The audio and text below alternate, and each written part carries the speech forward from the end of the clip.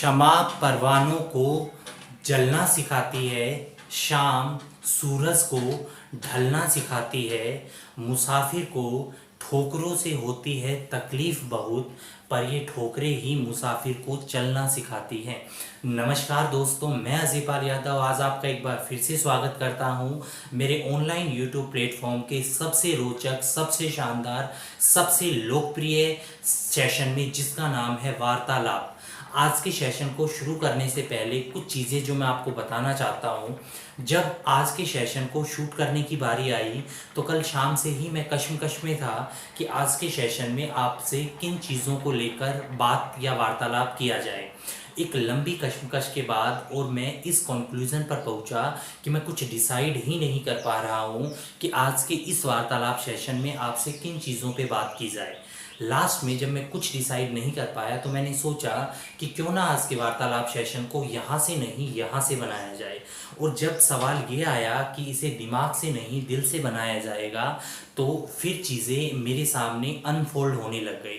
तो आज के वार्तालाप सेशन में मैं जो भी करूँगा, याद रखिएगा, वो चीज़ें प्रिंटेड फॉर्म में मेरे पास नहीं हैं। उन चीज़ों को मैं दिमाग से नहीं दिल से करूँगा। सो प्लीज़ आज के वार्तालाप सेशन को ध्यान से देखिएगा। ये हर एज ग्रुप के लिए बहुत ही ज़्यादा बेनिफिशियल है। और चूँकि आज मैं इसे दिल से ही कर रहा हूँ, उम्मीद करता हूँ कि आज के वार्तालाप सेशन को आप भी दिल से ही लोगे। ठीक है, तो आज के वार्तालाप सेशन की शुरुआत करते हैं। और आज के वार्तालाप सेशन में अगर सबसे पहली चीज़ जो मेरे माइंड में क्लिक की वो ये कि एक बच्चा ही ऐसा होता है जो किसी भी चीज़ को दिमाग से नहीं दिल से सोचता है। तो आज के वार्तालाप सेशन की जो हमारी थीम है वो है बचपन। तो आज के वार्तालाप सेशन में और लास्ट तक मैं आपको बचपन को लेकर के बात करूँगा।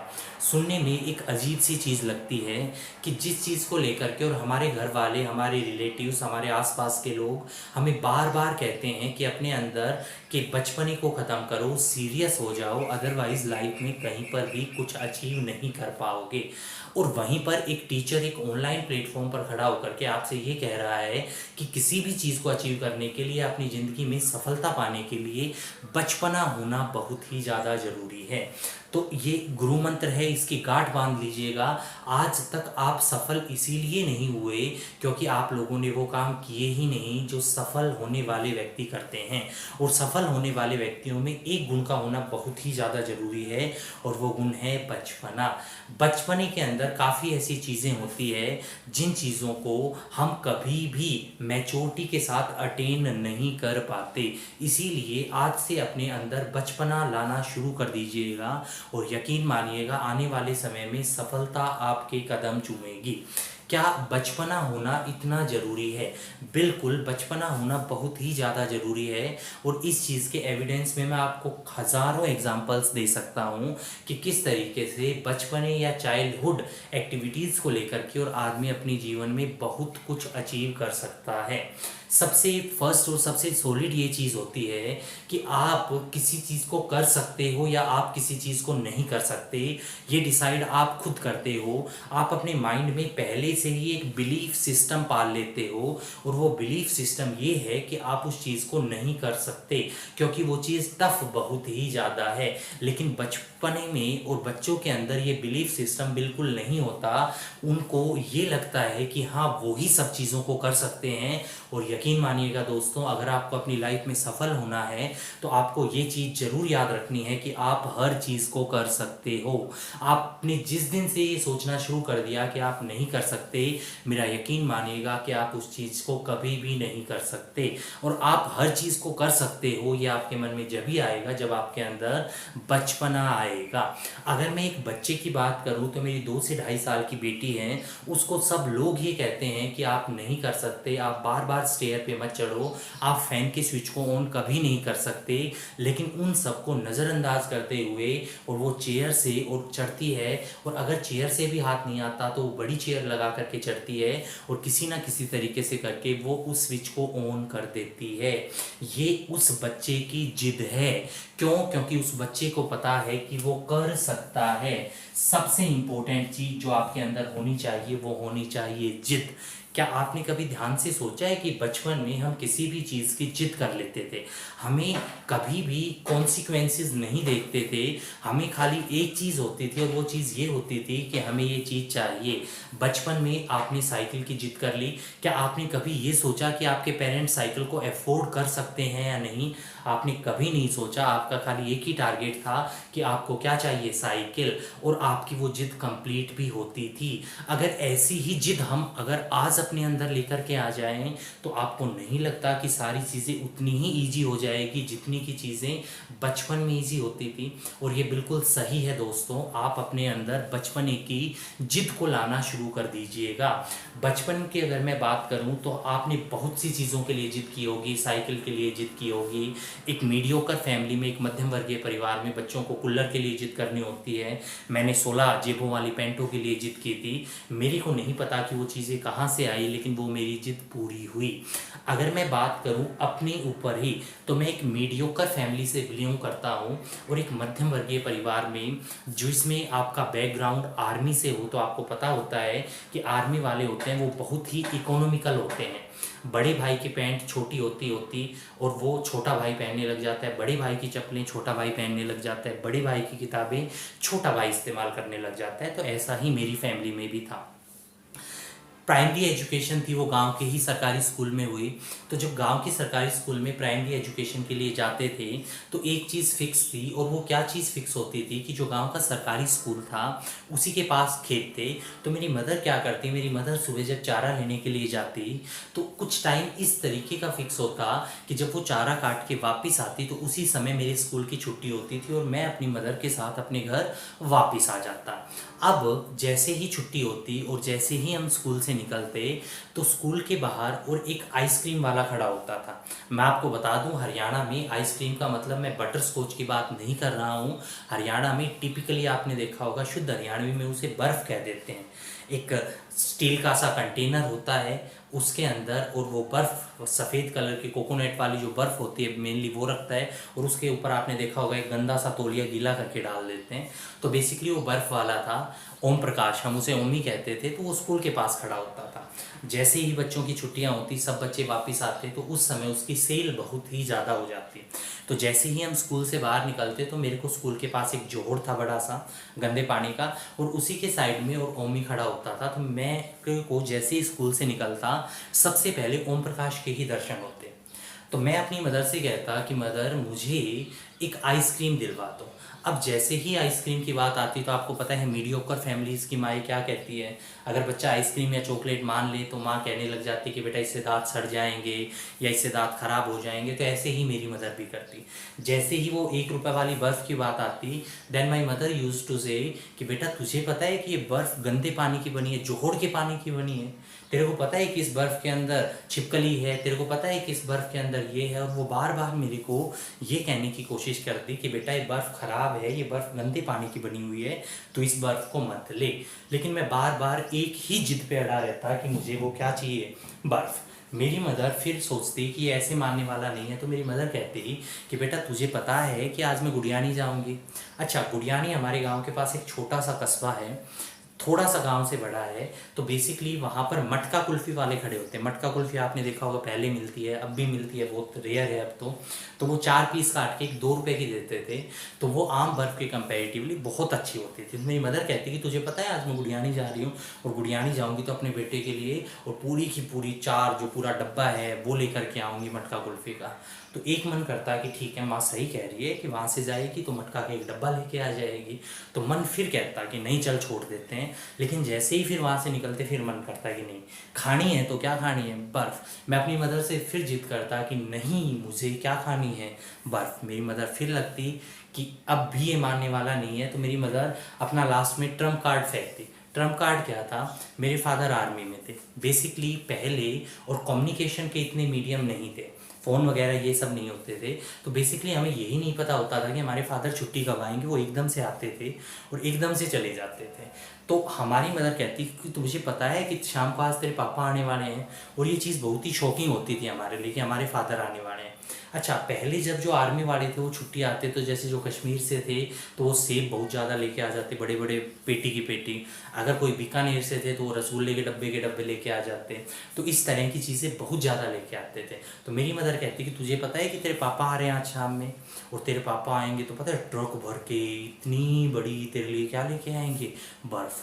तो मन करता है, एक तो हाँ यार पापा आते हैं तो चीज़ें तो बहुत लेके आते हैं, तो क्यों ना अब की बार भी पापा आएंगे तो बहुत बड़ी बर्फ़ लेके आएंगे, तो इस बर्फ़ को क्या करते हैं, छोड़ देते हैं। फिर चलने लगता है, फिर मन करता है कि नहीं, खानी है तो ओमी ही की क्या खानी है, बर्फ़। मैं लास्ट में अपनी मदर से फिर कहता कि मुझे ओम प्रकाश की ही क्या खानी है, बर्फ़। मेरी मदर गुस्से में मेरे हाथ को छोड़ती और कहती कि मैं तो घर जा रही हूँ, अगर इच्छा है तो आ जाना, और अगर इच्छा नहीं है तो आज जोड़ के किनारे ही बैठे रहना। जैसे ही मैं देखता कि मेरी मदर जा रही है और मुझे आइसक्रीम नहीं मिलेगी, तो यकीन मानिएगा मैं अपने बैग को या अपने बस्ते को अपने कंधे से उतार के दूर फेंकता और मैं सीधा चला जाता किसके अंदर, जोहड़ के अंदर। क्योंकि मेरे को पता था कि अगर मैं बैग के साथ कूद गया तो मेरी माँ मुझे जान से मार देगी, क्योंकि किताबें मेरे को दोबारा मिलने वाली नहीं है। और जैसे ही मैं जोड़ के अंदर कूदता, मेरी मदर को इतना गुस्सा आता, वो घास को तो फेंकती, वहीं पर आती और मेरा हाथ पकड़ के पहले तो मेरे को बाहर निकालती, क्योंकि मेरे कपड़े मेरी मदर को ही धोने होते थे, और फिर मेरे को 2 थप्पड़ वहीं पे लगाती और मेरा हाथ पकड़ करके मुझे ओमी के पास लेके जाती और ओम प्रकाश से कहती कि ओमी भाई इसे क्या दे दे, बर्फ दे दे, नालायक है, जिद्दी है बहुत ही ज़्यादा, मेरे पास आज एक भी पैसे नहीं है, मैं तेरे को कल आऊँगी तो लाके क्या दे दूँगी, पैसे। और जैसे ही वो 1 रुपए की बर्फ़ हमारे हाथ में आती, मान लो कि हमने 3rd वर्ल्ड वॉर जीत लिया हो, और हम उन गंदे कीचड़ के कपड़ों के साथ उस 1 रुपए की बर्फ़ को चूमते हुए घर आ जाते। अगर आज मैं देखता हूँ तो ये सब चीज़ें मेरे को उस समय बहुत छोटी नज़र आती थी, लेकिन आज के परिप्रेक्ष्य में जब मैं एक प्लेटफॉर्म पे खड़ा होकर के आपको ये बता रहा हूँ तो मेरे को नज़र आती है कि वास्तव में उसमें एक बहुत बड़ी चीज़ छिपी हुई थी। और वो चीज़ क्या छिपी हुई थी, वो थी मेरी जिद, किसी भी चीज़ को पाने की जिद। क्या मैंने आइसक्रीम ली तब मैंने ये सोचा था कि मेरी मदर के पास पैसे हैं या नहीं है, मैंने बिल्कुल नहीं सोचा था। क्या मैंने आइसक्रीम ली तब मैंने ये सोचा था कि मैं जोड़ में कूद जाऊंगा तो मेरी मदर की इसके ऊपर रिएक्शन क्या होगी, बिल्कुल नहीं। क्या मैंने आइसक्रीम ली तब मैंने ये सोचा था कि मेरे परिवार की फाइनेंशियल कंडीशन बहुत ख़राब है और वो मेरे को आइसक्रीम नहीं दिला सकते, मैंने इन तमाम चीज़ों के बारे में बिल्कुल भी नहीं सोचा। मेरी एक जिद थी कि आइसक्रीम लेनी है तो लेनी है। अगर ऐसी ही जिद आपके अंदर भी किसी कॉम्पिटिटिव एग्जाम्स को हो जाए और आप इन कॉन्सिक्वेंसेस को भूल जाओ कि आप कर सकते हो, आप नहीं कर सकते, आपसे नहीं होगा, आपका बैकग्राउंड अच्छा नहीं है, आपकी एजुकेशन अच्छी नहीं रही, तो आपको नहीं लगता कि इन सब चीज़ों को छोड़ दो तो आप उसी जिद की तरह और बचपने में जैसे करते थे आप किसी भी चीज़ को अचीव कर सकते हो, जैसे मैं बचपन में आइसक्रीम को अचीव करता था। बिल्कुल क्लियर सी चीज़ है दोस्तों कि आप अपने अंदर जिद को लेकर के आइएगा, और जैसे ही ये जिद आएगी तो चीज़ें आपके लिए करना बहुत ही ज़्यादा आसान हो जाएगा। दूसरा और इससे बेटर एग्जांपल बचपने का, बचपन में मेरे दादाजी मोटे मोटे ग्लासेस पहनते थे, चश्मे पहनते थे। मैं और मेरा बड़ा भाई हम उन ग्लासेस या चश्मों से खेलते रहते थे, और खेल बहुत सिंपल था, बहुत सिंपल था खेल। खेल क्या था कि हम एक बड़ा सा अखबार का टुकड़ा लेते और मैं उस ग्लास को सूरज की रोशनी के सामने पकड़ता और सूरज से रोशनी आती और वो रोशनी आकर के उस अखबार पे गिरती। हम ये खेल खेलते रहते, तब तक खेलते रहते जब तक कि वो अखबार जलने नहीं लगता। हम जलाते जलाते उस अखबार को खेलते रहते और तब तक जब तक कि मेरे दादाजी अपने चश्मों को वापस ना मांग ले। बचपन में हमारे लिए खेल खेल था, लेकिन अगर मैं आज सोचूं तो इसमें एक बहुत बड़ी चीज़ छिपी हुई है, और वो चीज़ क्या है कि जितनी भी एनर्जी थी उसको हमने ट्रैप करके और उस ग्लास से एक पॉइंट पे डाल दिया तो वो अखबार जलने लग गया। अगर उतनी एनर्जी को मैं उस अखबार के चारों डायरेक्शन पे अलग अलग कोनों पे डालता तो वो उस अखबार का कुछ भी नहीं बिगाड़ सकते थे। इस समय आपने अपनी एनर्जी को 50 चीज़ों में बांट दिया है, मुझे ये करना है, मुझे वो करना है, मुझे फला करना है, मुझे दिखला करना है। लेकिन अगर बचपने की तरह आप अपनी उस एनर्जी को एक चीज़ पे एक पॉइंट के ऊपर ट्रैप करके डाल दोगे तो यकीन मानिएगा वो चीज़ ऐसे ही जलने लग जाएगी जैसे हम बचपन में उस अखबार के कागज़ के टुकड़े को जलाते थे। थर्ड एग्जाम्पल, अभी कुछ समय से और हरियाणा में प्री मानसून की बारिश हो रही है, मानसून की बारिश नहीं है लेकिन कभी कभार बूंदाबांदी हल्की हल्की हो जाती है। मैं अपनी बिटिया के साथ और घूमने जा रहा था, और मुझे कई बार एक्चुअली लगता है कि मेरी बिटिया या जो छोटे बच्चे होते हैं वो कंटेंटेड या सेटिस्फाई बहुत ही ज़्यादा है अपनी लाइफ को लेकर के, लेकिन दूसरी तरफ हम कंटेंटेड या सेटिस्फाई बिल्कुल भी नहीं हैं। क्या रीज़न है कि हमारे अंदर सेटिस्फेक्शन बिल्कुल ख़त्म हो चुका है, जबकि उन बच्चों के अंदर सेटिस्फेक्शन है वो इस हद तक है कि उन्हें किसी चीज़ की कोई परवाह ही नहीं है, उन्हें सुख दुख किसी चीज़ के बारे में कुछ नहीं पता, वो इजीली आराम से अपनी लाइफ को जीते हैं। और इस बात का या इस प्रश्न का उत्तर मुझे आज से 2 या 3 दिन पहले मिल गया। जब हम यहाँ से जा रहे थे घूमने के लिए, तो मैंने देखा कि एकदम से बहुत ही तेज़ क्या आ गई, बारिश आ गई। तो सुबह और शाम को काफ़ी लोग घूमने के लिए जाते हैं, तो जैसे ही बारिश आई तो सब लोग भाग भाग करके और किसी पेड़ या शेल्टर के नीचे जाके खड़े हो रहे थे ताकि बारिश से बचाया जा सके। मैं भी उनमें से एक था। हमने अपने हाथ ऐसे किए, हम दौड़े और हम आकर के एक पेड़ के नीचे खड़े हो गए। जैसे ही हम पेड़ के नीचे खड़े हुए तो बिटिया भी मेरे साथ थी। वो क्या कर रही है कि बारिश की कुछ बूंदें आ रही है, वो अपने एक हाथ को क्या कर रही है, निकाल रही है बाहर, और कुछ बारिश की बूंदें उसके हाथ पे गिर रही है और वो उस बारिश की बूंदों को अपने मुंह पे मार रही है, खुश हो रही है और फिर से हाथ को बढ़ा देती है। कुछ बहुत ही योग्य व्यक्ति, बहुत ही समझदार व्यक्ति जो वहाँ पे खड़े थे, वो बार बार ये कह रहे थे कि बेटा हाथ अंदर कर लो, हाथ अंदर कर लो, नहीं तो बारिश में क्या हो जाओगे, बीमार। और वो एक 2.5 साल की बच्ची बार बार अपने हाथ को बाहर निकालती है और बारिश की कुछ एक बूंदों को लेती है, अपने फेस पे डालती है और खुश हो रही है बार बार। मैं वहाँ पर खड़ा ये सोच रहा था, और सोचते ही जो सबसे इम्पोर्टेंट चीज़ मेरे माइंड में क्लिक हुई वो ये हुई कि मेरी बेटी या छोटे बच्चे इतनी सेटिस्फाई इसलिए हैं क्योंकि भगवान ने उनको बहुत ज़्यादा दिया है, और हम लोग दुखी इसलिए हैं क्योंकि हम जितना एक्सपेक्ट कर रहे थे भगवान ने हमें उतना दिया ही नहीं। हमारी एक्सपेक्टेशन ज़्यादा है जिसकी वजह से हमको जो मिला उससे हम खुश नहीं है, लेकिन बच्चे की एक्सपेक्टेशन बहुत कम है, इसलिए उसको जो भी मिला वो उससे खुश है। और एक चीज़ और क्लिक की माइंड में, वो ये कि जब बारिश हुई तब हम सब लोग भाग रहे थे और हम सब लोग बचने के लिए अपने हाथों को ऐसे करके भाग रहे थे ताकि बारिश की बूंदें हमारे ऊपर ना गिरे। लेकिन मेरी एक बिटिया ही थी जो एक हाथ मैंने पकड़ रखा था और दूसरे हाथ से वो ऐसे करके भाग रही थी। और याद रखिएगा, भगवान हमेशा याचक खाली हाथ वालों को ही देता है, जिसने अपने हाथ ही बंद कर रखे हैं भगवान उसे क्या देगा। तो बचपने की ये चीज़ मेरे को बहुत अच्छी लगी कि एक बच्चे की तरह अपने हाथ को खुले रखिएगा ताकि भगवान आपको कुछ दे सके, क्योंकि बंद मुट्ठियों में तो भगवान भी आपको कुछ भी नहीं देगा। तो बचपने की ये चीज़ें बहुत ही इम्पोर्टेंट है जो आपके अंदर होनी चाहिए।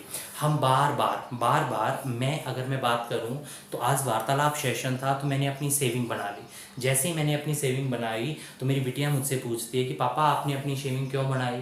तो मेरे को उनको बताना पड़ा कि बेटा आज का वार्तालाप सेशन है इसलिए मैंने सेविंग बनाई। क्यों वार्तालाप में ही क्यों बनाई? तो मुझे बताना पड़ा कि बेटा ये स्पेशल सेशन होता है। क्या और सेशन स्पेशल नहीं होते? और ये सब चीज़ें सुन करके मेरे को बार बार मन में एक ही क्वेश्चन आया कि एक छोटा बच्चा जो कि इतना जिज्ञासु है, जो बार बार आपसे क्वेश्चन पूछ रहा है, वो लास्ट टाइम कब था जब हमने अपने आप से क्वेश्चन पूछा था कि हम क्या कर रहे हैं, क्यों कर रहे हैं, किस लिए कर रहे हैं और क्या हमें यही करना चाहिए था। जिस दिन आप एक बच्चे की तरह अपने आप से ये सवाल पूछना शुरू कर दोगे, यकीन मानिएगा आपको सफल होने से कोई भी रोक नहीं सकता। तो बचपने की ये कुछ एक क्वालिटीज़ हैं, कुछ एक गुण हैं, इन गुणों को अपने अंदर जरूर रखिएगा। दूसरा जो आज की सेशन में सबसे इम्पोर्टेंट चीज़ है वो हम बात करेंगे बिलीफ सिस्टम की। अगर मैं बात करूं बिलीफ सिस्टम की, तो जो बिलीफ सिस्टम है ये है क्या? बिलीफ सिस्टम की बात करूं तो किसी भी चीज़ के ऊपर जिसके ऊपर आपने पूरी तरीके से विश्वास कर लिया है कि ऐसा होगा, तो वही चीज़ें धीरे धीरे आपका बिलीफ बन जाती हैं। एक बच्चा जो है उसके अंदर बिलीफ सिस्टम नहीं होता। क्यों नहीं होता? क्योंकि उस टेंडर एज के अंदर और वो किसी चीज़ के बारे में उतना सोचता ही नहीं है। तो एक बच्चे की तरह अपने बिलीफ सिस्टम को बनाइएगा, एक बच्चे की तरह अपने अंदर जिद लेकर के आइएगा और यकीन मानिएगा आप किसी भी चीज़ को ईजिली अचीव कर सकते हो। क्या आपने कभी नोटिस किया है कि एक हाथी का बच्चा जब वो छोटा होता है तो उसे एक छोटी सी रस्सी से एक पेड़ के सहारे बांध देते हैं। वो छोटा बच्चा अपने आप को उस पेड़ से या उस रस्सी से अलग करने की कोशिश करता है, वो बार बार अपने पैर को झटकता है, लेकिन वो उस रस्सी को खोल या तोड़ नहीं पाता। और धीरे धीरे क्या होता है, धीरे धीरे ये होता है कि वही चीज़ उसका बिलीफ सिस्टम बन जाती है। एक बड़े हाथी को भी, उसी हाथी को जिसे आप बचपन से एक छोटी सी चेन से बांध रहे हो या एक रस्सी से बांध रहे हो, अगर आप उसी बड़े हाथी को एक रस्सी से बांधना शुरू कर दो तो आप यकीन मानिएगा वो हाथी उस रस्सी को कभी भी तोड़ नहीं सकता, क्योंकि उसने अपने मन के अंदर ये बिलीफ बना लिया है कि वो रस्सी उसके लिए तोड़ना इम्पॉसिबल है। यही कारण है कि आप अपने मन के अंदर से इस बिलीफ को निकालिएगा कि आप नहीं कर सकते। यकीन मानिएगा, हारते वो नहीं हैं जो कर नहीं सकते, हारते वो हैं जिन्होंने अपने मन में ये ठान लिया कि हमसे ये नहीं होगा। तो अपने मन के अंदर ये मत ठानिएगा कि आप नहीं कर सकते। आप उन चीज़ों को, बिलीफ सिस्टम को चेंज करके आसानी से कर सकते हो। क्या आपने अरुणिमा सिन्हा की कहानी पढ़ी है? अगर नहीं पढ़ी है तो मैं आपको बता दूं, अरुणिमा सिन्हा उत्तर प्रदेश से हैं। अरुणिमा सिन्हा एक नेशनल लेवल की और आपकी वॉलीबॉल प्लेयर है। 2011 में वो लखनऊ से और दिल्ली बाई ट्रेन से आ रही थी। रास्ते में क्या होता है कि अरुणिमा सिन्हा जिस कंपार्टमेंट में थी, उस कंपार्टमेंट में 4 से 5 ये स्नेचर आ जाते हैं जो आपकी चेन वगैरह को स्नैच करते हैं। तो जैसे ही वो अरुणिमा सिन्हा को देखते हैं तो वो उसकी चैन को स्नैच करने की कोशिश करते हैं, और जैसे ही वो उसकी चैन को स्नैच करने की कोशिश करते हैं, चूंकि वो एक नेशनल लेवल की वॉलीबॉल प्लेयर थी, वो इसका अपोज या विरोध करती है। आसपास कंपार्टमेंट में बैठे हुए सभी लोग देख रहे थे कि वो लड़के एक लड़की को परेशान कर रहे हैं, लेकिन कोई भी कंपार्टमेंट का व्यक्ति उन व्यक्तियों को कुछ भी नहीं कहता।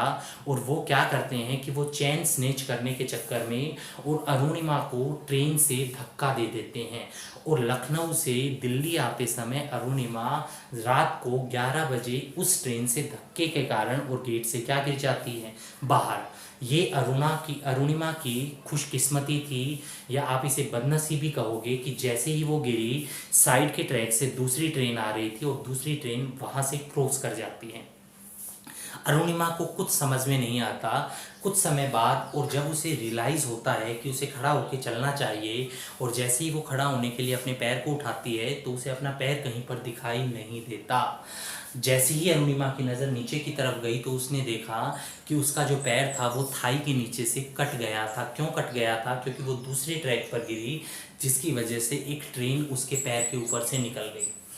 पूरी रात भर अरुणिमा उसी ट्रैक पर पड़ी रही, कर्राती रही, और पूरी रात आपने देखा होगा कि ट्रेन का जो ट्रैक होता है उसके साइड में चूहे और ये सब चीज़ें बहुत ज़्यादा होती है। चूहे उसके कटे हुए पैर को नोच नोच के खा रहे थे, उसके पैर की चींटियां लग गई थी। सुबह तक 49 ट्रेनें ऐसी थी जो उस एप्रोप्रिएट ट्रैक से होकर के गुजरी, लेकिन किसी भी ट्रेन ने अरुणिमा को नोटिस नहीं किया। जब सुबह आसपास के कुछ गांव वाले निकले तो उन्होंने देखा कि एक लड़की ट्रैक के ऊपर पड़ी हुई है, और जैसे ही उन्होंने इसको देखा, उन्होंने पास के पुलिस चौकी को इन्फॉर्म किया, और जैसे ही उसको इन्फॉर्म किया उसके बाद वहाँ से अरुणिमा को दिल्ली लाया गया। 2011 के इस इंसिडेंट के बाद और अरुणिमा के एक पैर को पूरी तरीके से काट दिया गया, और डॉक्टर ने कहा कि वो प्रोस्थेटिक लेग लगा करके, जो आपका आर्टिफिशियल लेग होता है, उस लेग को लगा करके ही चल सकती है। डॉक्टर का मानना ये है कि अगर आपके पास और आर्टिफिशियल लेग लगा दिया गया तो आपको उस लेग से चलने में लगभग 3 से 4 साल का समय लग जाता है, जब आप उस लेग से हैबिचुअल होते हो। लेकिन जैसे ही ये पता चला अरुणिमा सिन्हा को कि उसका पैर कट गया है, तो अरुणिमा सिन्हा ने अपने बिलीफ सिस्टम को मजबूत किया। उसने कहा कि अगर भगवान ने मेरा पैर काटा है, या भगवान ने मुझे चलती हुई ट्रेन से गिराया है, और भगवान ने मुझे इसके बाद भी बचा लिया, तो यकीन मानिएगा भगवान मुझसे कुछ बहुत बड़ा करवाना चाहता है। और यही रीज़न था कि अरुणिमा सिन्हा ने बछेंद्री पाल से मिलने की इच्छा जाहिर की। बछेंद्री पाल जो कि भारत की पहली पर्वतारोही है जिसने विश्व की सबसे ऊंची चोटी माउंट एवरेस्ट को फतेह किया। जब 2011 में बछेंद्री पाल उससे मिली और उसने अरुणिमा सिन्हा से पूछा कि आपने मुझे मिलने के लिए क्यों बुलाया, तो अरुणिमा सिन्हा ने कहा कि I want to be a mountaineer, मैं एक पर्वतारोही बनना चाहती हूँ। जैसे ही बछेंद्री पाल ने एक ऐसी लड़की के मुंह से ये सुना जिसके एक पैर नहीं था, उसको बहुत ही ज़्यादा हैरानी हुई, और इसी हैरानी के अंदर और बचेंद्री पाल ने अरुणिमा सिन्हा से कहा कि तुम इस कंडीशन में होकर के अगर मुझसे ये बात कर रही हो तो यकीन मानो अरुणिमा, तुमने माउंट एवरेस्ट को तो फतेह कर लिया है, बस लोगों को तो खाली वो डेट बतानी बाकी है कि इस डेट को तुमने माउंट एवरेस्ट को फतेह किया। और जिस डॉक्टर ने ये कहा था कि लगभग 4 साल लग जाएंगे अरुणिमा को अपने उस पैर से खड़े होने में, उस डॉक्टर के मुंह पर अरुणिमा ने 23 मई 2013 को तमाचा मार दिया, क्योंकि 23 मई 2013 को ये विश्व की पहली दिव्यांग महिला थी जिसने विश्व की सबसे ऊंची चोटी माउंट एवरेस्ट को फतेह किया। यकीन मानिएगा, अरुणिमा की कहानी सुनाते हुए और मेरे रोंगटे खड़े हो रहे हैं, तो आप यकीन मानिएगा कि अरुणिमा की इस इंस्पायरिंग स्टोरीज के पीछे एक ही चीज़ काम कर रही थी और वो काम कर रहा था उसका बिलीफ सिस्टम। उसने ये जिद कर ली थी कि बिना पैर के भी वो माउंट एवरेस्ट को फतेह करेगी, और उसने माउंट एवरेस्ट को ही नहीं, सातों महाद्वीपों की सातों ऊंची चोटियों को फतेह कर दिखाया।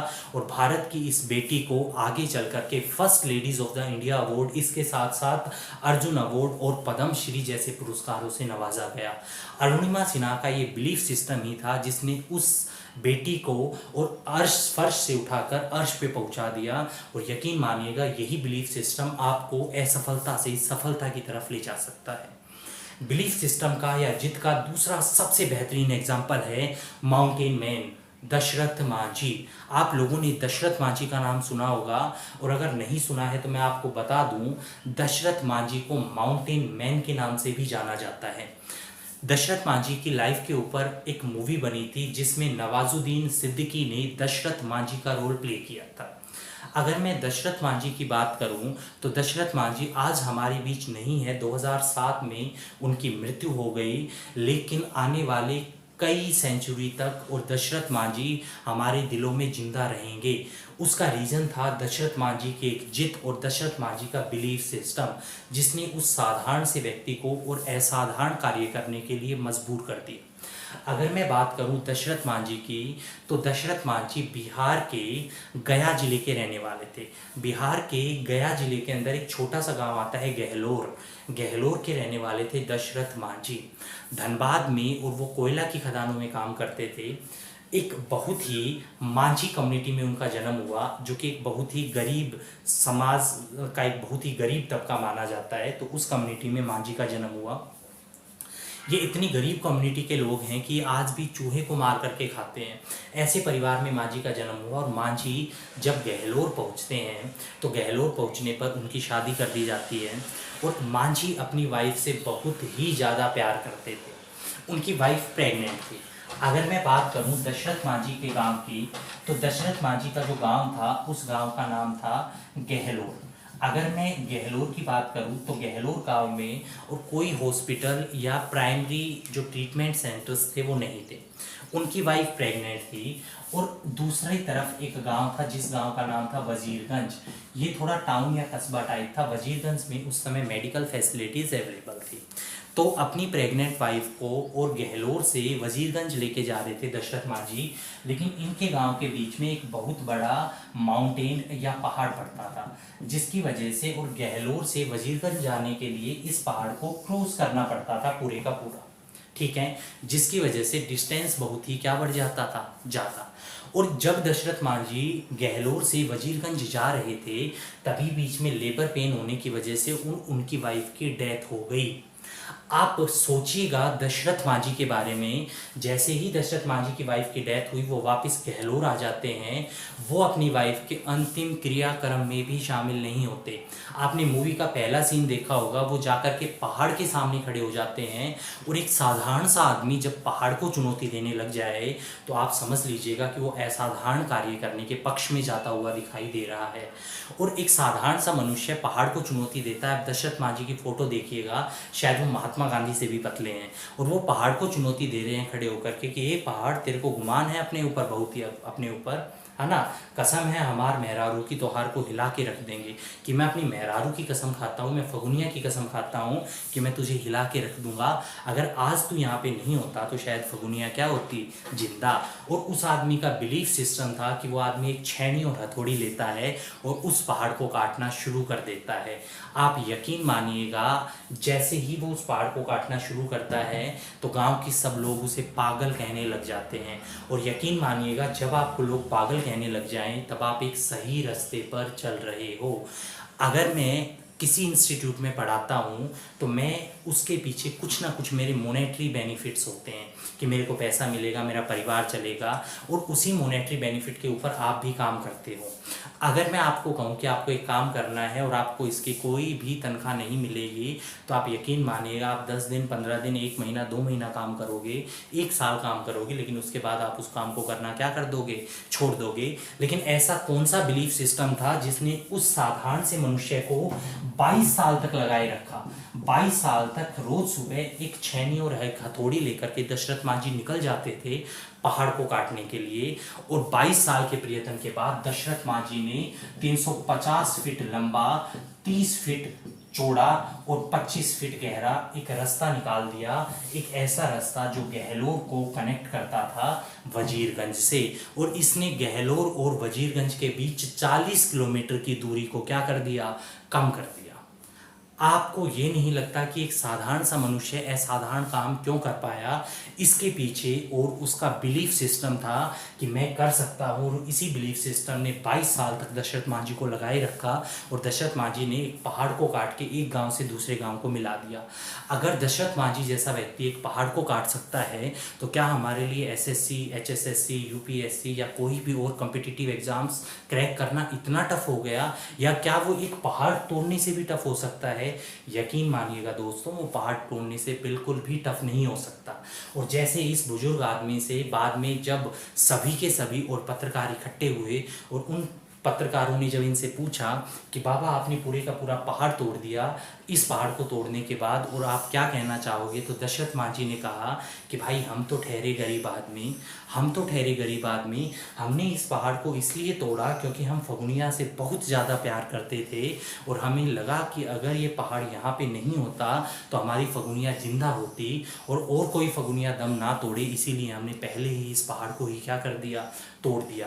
तो यकीन मानिएगा, अगर वही प्यार आपका अपने कैरियर से हो जाए तो उसको अचीव करने से कोई भी नहीं रोक सकता। और इसी के साथ आज के सेशन को कंक्लूड करने से पहले मैं दशरथ मांझी के ही कुछ शब्दों का सहारा फिर लूँगा और इन्हीं शब्दों के साथ आज के सेशन को मैं कंक्लूड कर दूँगा। मूवी के लास्ट में दशरथ मांझी से पूछा जाता है कि बाबा आप इतना ऐतिहासिक, इतना महत्वपूर्ण काम कर दिए, अब आप बताइएगा कि आप अंत में क्या कहना चाहोगे। तो दशरथ मांझी कहते हैं कि भाई हम तो ठहरे अंगूठा छाप अनपढ़ गरीब व्यक्ति, हम क्या कहना चाहेंगे, हम तो वैसे यही कहना चाहेंगे कि कभी भी भगवान के भरोसे मत बैठिएगा, क्या पता भगवान आपके भरोसे बैठा हो। इसी के साथ आज के सेशन को यहीं कंक्लूड करते हैं। जय हिंद, जय भारत।